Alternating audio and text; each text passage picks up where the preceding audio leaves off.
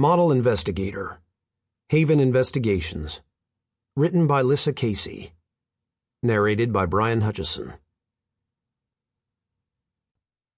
Prologue. Ollie. It all happened so fast. Everyone said that sort of thing after a traumatizing event, but it was true. It had all happened so fast. Levi hit me in the head and disarmed me. Jacob was bound. Kade was then shot with my taser, then his own gun. Kade, the love of my life, bleeding. A gun pointed at my head with an order to drive. Kade trying to reassure me while he bled out 15 feet away. The cops chasing us first with sirens blaring, and then just in a silent flash of red and blue.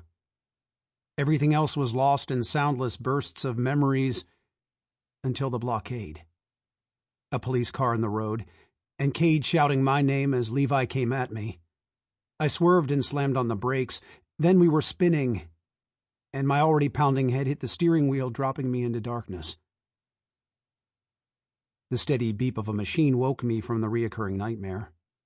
I couldn't remember ever being so tired, groggy, and lightheaded. The hospital was familiar, but I expected to wake up to find Kade by my side.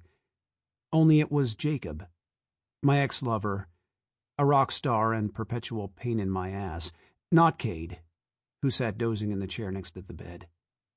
My heart raced as I remembered the blood pouring from Kade and the sound of his pain scream.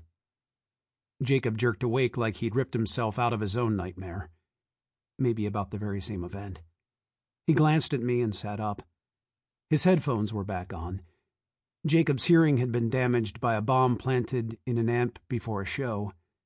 If he was wearing the headphones, he was still experiencing pain from a burst eardrum. He held up a finger and bolted to the door. Hope filled me. Maybe Kade had just stepped out a minute to get something to eat or some air. Maybe it had all been a nightmare. Maybe he wasn't hurt, and it hadn't been his blood I kept seeing creep across the floor of the tour bus toward me.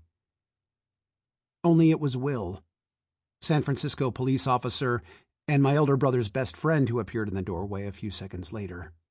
His handsome face was set in a serious frown, and his salt and pepper hair askew like he'd been running his hands through it. "Where's Kade?" I couldn't stop myself from asking, even though my voice sounded like I hadn't spoken in weeks. "You should rest," Will told me. My blood turned icy. "Will?" He shifted Jacob's chair away so he could hold my hand and still be at eye level. Sample complete. Ready to continue?